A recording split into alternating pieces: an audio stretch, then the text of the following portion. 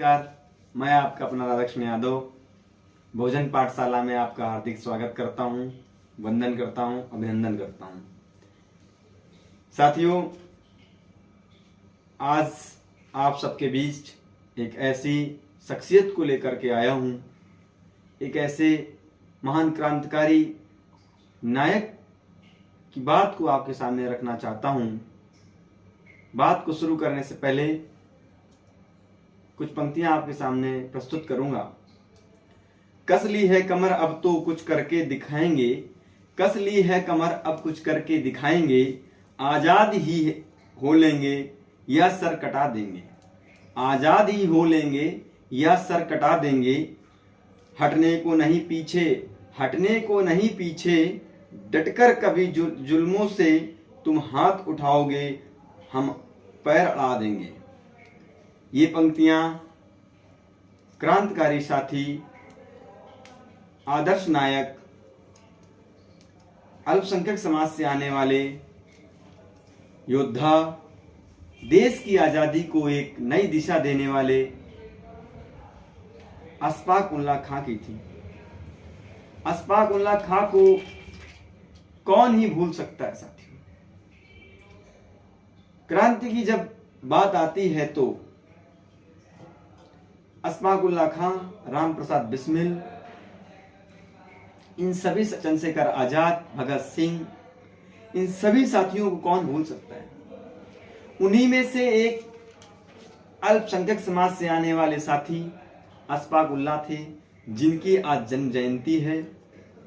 उनका जन्म 22 अक्टूबर 1900 में हुआ, उत्तर प्रदेश के एक शाहजहांपुर जिले में हुआ। पिता का नाम मोहम्मद शफीक उल्लाह खां था, माता का नाम मजहूर निसा बेगम था, जो किसान परिवार से आते थे। अशफाक उल्लाह खां की शिक्षा दीक्षा ज्यादा नहीं हो सकी। कहा जाता है कि वो पढ़ने में ज्यादा रुचि नहीं रखते थे। वो घुड़सवारी, तीरंदाजी और निशानेबाजी इत्यादि में वो बहुत ज्यादा रुचि रखते थे। संसाधन ना होने के कारण ये इच्छाएं भी उनकी पूर्ण नहीं हो सकी। कविता लिखना उन्होंने शुरू कर दिया, कविताओं को पढ़ना शुरू कर दिया, इसलिए उनका उपनाम खसरत कहा जाने लगा। वो परिवार खैबर जाति से ताल्लुकात रखता था, खैबर जनजाति से ताल्लुकात रखता था। साथियों, मध्यम परिवार होने के वजह से, मध्यम परिवार में जन्म होने की वजह से उनकी शिक्षा दीक्षा तो अधिक नहीं हो सकी, लेकिन कुछ कर्म गुजरने की उनके ऊपर ललक थी। उन दिनों देश में महात्मा गांधी का एक नाम हर एक युवा क्रांतिकारी साथी के दिल में गूंज रहा था। साथियों, महात्मा गांधी के नाम से वो बहुत प्रेरित थे और उनके विचारों से भी बहुत ओतप्रोत थे। महात्मा गांधी को आदर्श मानते थे। महात्मा गांधी के बताए हुए अहिंसा पद चिन्हों, अहिंसावादी सोच को मानते थे। लेकिन चौरी चौरा कांड जब रोक दिया गया महात्मा गांधी जी के द्वारा 1922 में, तो उनसे वो अप्रभावित हो गए। तब उन्होंने महात्मा गांधी की विचारधारा को छोड़ना शुरू कर दिया। उससे पहले वो महात्मा गांधी जी के असहयोग आंदोलन में सहभागिता ग्रहण करना चाहते थे। हर एक युवा के दिल में कुछ कर गुजरने की क्षमता होती है। 20-22 साल का युवा सोचता है, मैं पूरे देश में, मैं पूरे राज्य में, मैं पूरे गांव में परिवर्तन करना चाहता हूं। जो भी थोड़ा सा सजग होगा, जो भी थोड़ा सा अध्ययन या अन्य विषयों या अन्य चीजें समाज में रुचि रखता होगा, वो कुछ ना कुछ करना चाहता है। ऐसा ही कुछ अशफाक उल्लाह खां भी करना चाहते थे। महात्मा गांधी की वो सोच, आजादी की उस समय जो बिगुल बजा हुआ था देश में, उस बिगुल से क्रांतिकारी भूमि के नायक, शाहजहांपुर की धरती से निकले महान वीर अशफाक उल्लाह खां भी उसमें जुड़ना चाहते थे और देश के लिए कुछ योगदान करना चाहते थे। लेकिन साथियों, संसाधन और एक रास्ता दिखाने वाला ना होने की वजह से वो अपने स्थान में रह करके ही अपने विचारों को लोगों तक पहुंचाते रहे। धीरे धीरे जब वो प्रसिद्ध होने लगे और चौरी चौरा कांड के बाद उन्होंने महात्मा गांधी की विचारधारा को छोड़ना प्रारंभ कर दिया। बिस्मिल से उनकी पहली मुलाकात 1920 में हुई, जब शाहजहांपुर में बिस्मिल आए और एक बैठक कर रहे थे। तब वो बिस्मिल से मिले, राम प्रसाद बिस्मिल से मिले और कहा, मैं आपके साथ कंधा से कंधा मिलाकर देश की सेवा आन बान कुर्बानी देना चाहता हूं। राम प्रसाद बिस्मिल ने कहा कि युवा है, हो सकता है ये कुछ करने का मन हो, लेकिन आजादी तो एक जंग है और इस जंग में घर परिवार, माता पिता, भाई बहन, इन सबको छोड़ना पड़ेगा आपको। ऐसा ही कुछ अशफाक उल्लाह खान ने सोचा और कहा, आप जो बताएंगे उन सब चीजों को हम एक्सेप्ट करने के लिए एग्री हैं। अशफाक उल्लाह खान का परिवार बड़ा था, 6 भाई बहनों में वो सबसे छोटे थे। परिवार विस्तृत होने की वजह से संसाधन पूर्ण नहीं हो पाते हैं। 1922 में जब वो बैठक हो रही थी शाहजहांपुर में, तो वो राम प्रसाद बिस्मिल के बताए हुए आंदोलन में अपनी सहभागिता सुनिश्चित करनी उन्होंने और कहा कि मेरा जो संगठन है, आपको पता है कि बिना संघ में, बिना यूनियन में पावर नहीं होती है दोस्तों। बिना संगठन से कुछ नहीं होता है। उनका जो संगठन था मातृ देविका संगठन, उनमें उन्होंने सक्रिय सदस्यता ली और पार्टी ज्वाइन कर ली और वहीं से उनकी जिंदगी का नया अध्याय लिखा जाने लगा दोस्तों। और अशफाक उल्लाह खान बड़े दूरदर्शी सोच के थे और उन्होंने कहा, मित्र राम प्रसाद बिस्मिल, कांग्रेस से दूरी बनाना हमारे लिए ठीक नहीं रहेगा। अगर कांग्रेस को हम छोड़ देंगे तो देश में हमारी राजनीतिक स्थिति थम जाएगी और बिना राजनीति के परिवर्तन होना संभव नहीं है। उन्होंने ही राम प्रसाद बिस्मिल को कांग्रेस की तरफ रुझान किया और इसकी सलाह भी दी कि आपको कांग्रेस पार्टी ज्वाइन करनी चाहिए। उन्होंने कहा कि कोई बात नहीं, आजादी हमारा प्राथमिकता है, आजादी हमारी प्राइमरी सोच है, लेकिन हम अपना एक दल बनाएंगे, गरम दल, नरम दल।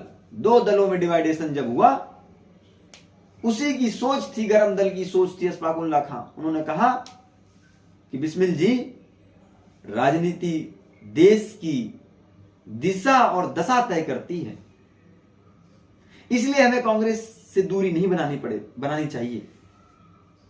1921 में जब अहमदाबाद में कांग्रेस का अधिवेशन हुआ दोस्तों, वहां पर उनकी मुलाकात मौलाना हजरत मोहानी से हुई, जो कि कांग्रेस के बड़े नेता थे वो। साथियों, जब उनकी मुलाकात हुई, राम प्रसाद बिस्मिल की मुलाकात हुई और ये मुलाकात से प्रभावित हुए मौलाना हसन मोहानी, उन्होंने कहा कि इन युवाओं को जोड़ना चाहिए। मोहानी ने कहा कि हमारा एक मकसद है, पूर्व स्वराज का प्रस्ताव वहां पर दिया, लेकिन महात्मा गांधी इसको मानना नहीं चाहते थे, मानने से इनकार कर दिया। और उन्होंने कहा कि देश में अहिंसा से किसी प्रकार की आजादी नहीं मिल पाएगी, लेकिन यूथ है, युवा है, वो चाहता है कि आजादी मिले, चाहे वो किसी प्रकार से मिले। जरूरी नहीं है कि अहिंसा से ही आजादी मिले। उन्होंने कहा कि आजादी के लिए हिंसा भी जरूरी है। 22-23 साल का युवा और क्या सोच सकता है साथियों। उसके बाद 1922 में असहयोग आंदोलन महात्मा गांधी ने जब वापस लिया, तो इन सभी युवाओं ने मिलकर के हजरत मोहानी के नेतृत्व में महात्मा गांधी जी का विरोध किया दोस्तों, और विरोध में कहा कि हमारी प्राथमिकता आजादी है। आंदोलनों से आजादी संभव है, मैं मना नहीं करता हूं, लेकिन अभी हमारे लिए जरूरी क्या है? आजाद देश में रहना। दोस्तों, वहीं से कांग्रेस का विभाजन हो गया और दो धड़ों में कांग्रेस बट गई। स्वराज पार्टी बनी और क्रांतिकारी पार्टी बनी। स्वराज पार्टी में वो लोग जुड़े जो लोग महात्मा गांधी जी की विचारधारा को मानते थे, और क्रांतिकारी पार्टी में वो लोग जुड़े जो राम प्रसाद बिस्मिल, चंद्रशेखर आजाद, भगत सिंह, अशफाक उल्लाह खां की विचारधारा को मानते थे। साथियों, अशफाक उल्लाह खां की जब बात हो रही तो उनकी भूमिका के बारे में हमें जानना पड़ेगा। उनकी भूमिका पहली थी, उनकी प्राइमरी प्राथमिकता थी कि अंग्रेजी शासक को, ब्रिटिशर्स को देश से बेदखल करना है। पहली भूमिका उन्होंने क्या करी? जब 9 अगस्त 1925 में काकोरी कांड हुआ, आप सब और हम सब परिचित हैं। काकोरी कांड क्यों हुआ दोस्तों? देश में गरीबी थी, देश भुखमरी से जूझ रहा था, देश में संसाधन नहीं थे, देश में वेपन नहीं थे, और देश में ये सब होने के लिए अर्थ का होना बहुत जरूरी है। इसलिए उन्होंने कहा कि जो ये अर्थ ब्रिटिशर्स के पास है, इसके लिए हमें कोई ना कोई तो योजना निकालनी पड़ेगी। इन सब लोगों ने मिलकर के ये प्लान बनाया कि लखनऊ जा रही ट्रेन को लूटा जाए। उसमें वेपन भी है और उसमें धन भी है, और अगर वो हमें मिल गया तो हम हथियार खरीदेंगे, और जब हथियार हमारे पास हो जाएंगे तो देश में देश से इन सबको निकालने में कोई कठिनाई नहीं आएगी। साथियों, ये सब करने के लिए प्लान सक्सेस हुआ और ट्रेन लूटी गई। कई साथी गिरफ्तार भी हुए, लेकिन अशफाक उल्लाह खां किसी तरह के वहां से निकल करके आंखों में धूल झोंक करके भाग गए। साथियों, अशफाक उल्लाह खां वहां से निकलने और बनारस होते हुए बिहार में उन्होंने नौकरी की। वहां पर बिहार में उन्होंने अभियांत्रिकी विभाग में 10 साल नौकरी की। उसके बाद वो पुनः वापस आए, बनारस होते हुए शाहजहांपुर रहे। उसके बाद उन्होंने कहा कि हम दिल्ली में रहेंगे अपने दोस्त के यहां। दिल्ली में वो अपने जब दोस्त के यहां, पठान भाई के यहां रहे, तो गद्दारी कर दी उन्होंने। साथियों, उन्होंने गद्दारी कर दी और अशफाक उल्लाह खां की जानकारी दे दी दिल्ली पुलिस को, और 19 दिसंबर 19 को गिरफ्तार हुए। वो फैजाबाद की जेल में उनको भेजा गया, और उसी समय उनको फांसी भी हुई। साथियों, इससे हमें क्या सीख मिलती है? अगर हम जयचंद बनेंगे तो देश हमारा कभी आजाद नहीं हो पाएगा। अगर हम इस प्रकार का काम करेंगे तो कोई क्रांतिकारी साथी सक्सेस नहीं हो पाएगा। मित्रता बड़ा अनमोल रतन, कब तौल सकता है इसको धन।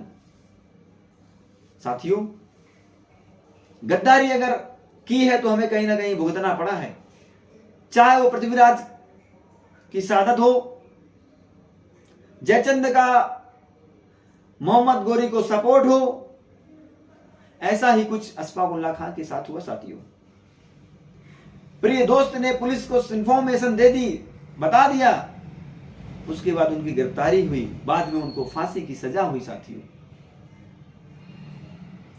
एचआरए की उन्होंने सदस्यता ली, और एचआरए क्या था साथियों?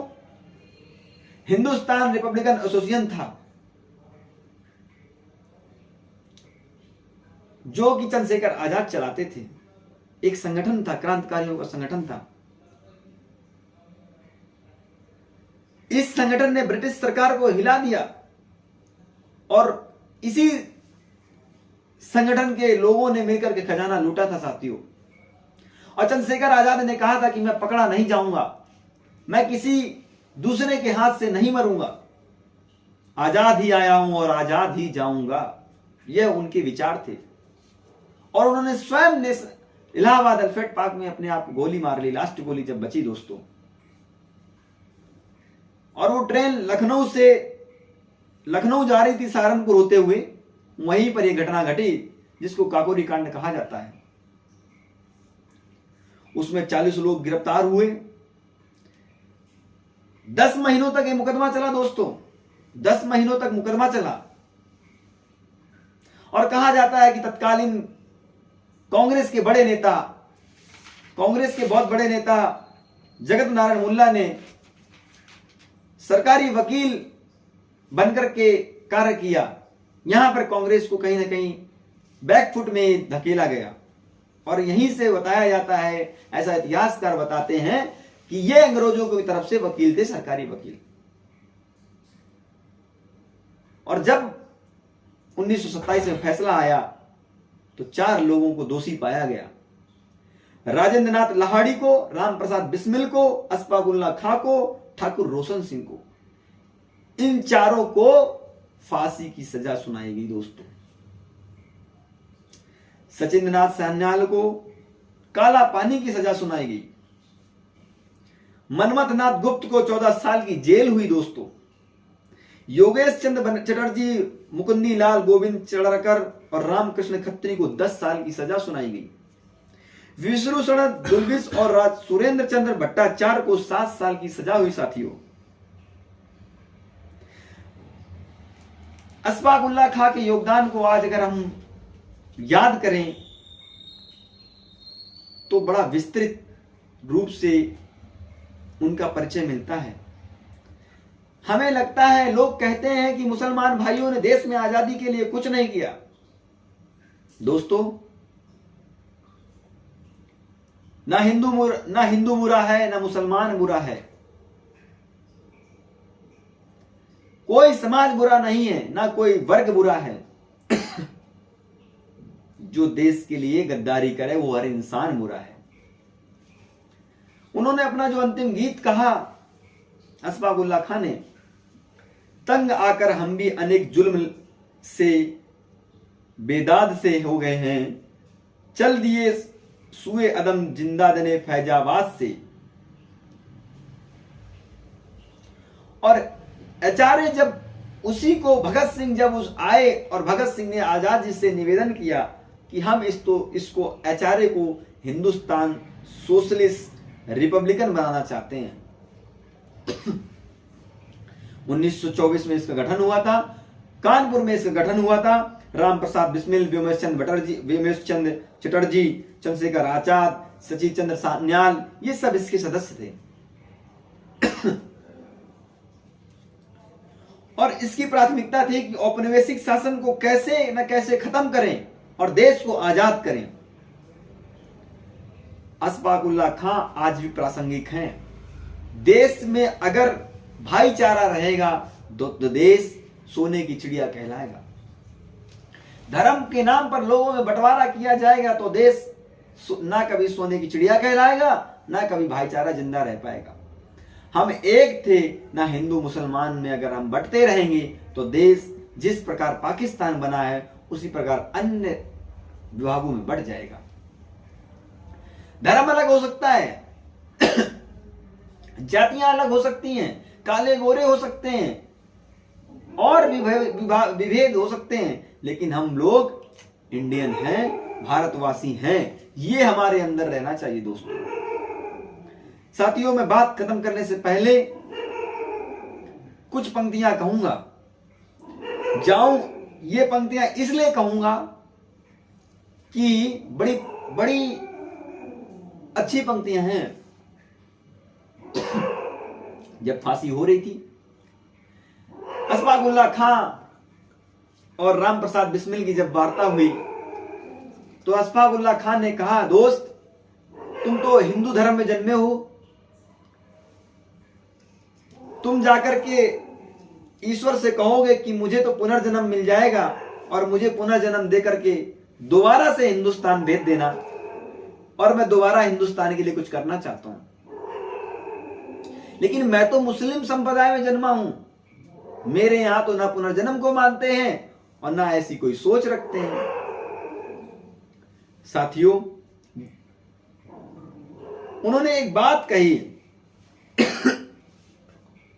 कि कोई बात नहीं, अगर मुझे जन्नत में जाना हुआ, अगर मुझे अल्लाह ने मुझसे पूछा कि तुम्हें क्या चाहिए, तो मैं अल्लाह से कहूंगा जन्नत में ना भेजकर मुझे भारत में भेज देना, और भारत में भेज देना ताकि मैं देश की आजादी के लिए दोबारा कुछ कर सकूं। साथियों, इतनी बड़ी मिसाल मित्रता की। राम प्रसाद बिस्मिल कोई ब्राह्मण परिवार से नहीं जन्मे थे, वो तोमर समाज से आते थे, लेकिन विद्वान थे, विद्वता थी उनके अंदर, इसलिए उनको राम प्रसाद बिस्मिल कहा जाने लगा। साथियों, हमें बटना नहीं है। आप सबसे मैं एक निवेदन करना चाहूंगा कि एकजुट हो जाओ और एकजुट होकर के देश के लिए जो भी अच्छा हो सके वो करो। बात को खत्म करने से पहले आप सबसे निवेदन करूंगा, अगर मेरी बात आपको अच्छी लगी हो तो अन्य दोस्तों तक प्रेषित कीजिए ताकि मैं उनके और सुझाव ले सकूं। जय भीम, जय मंडल।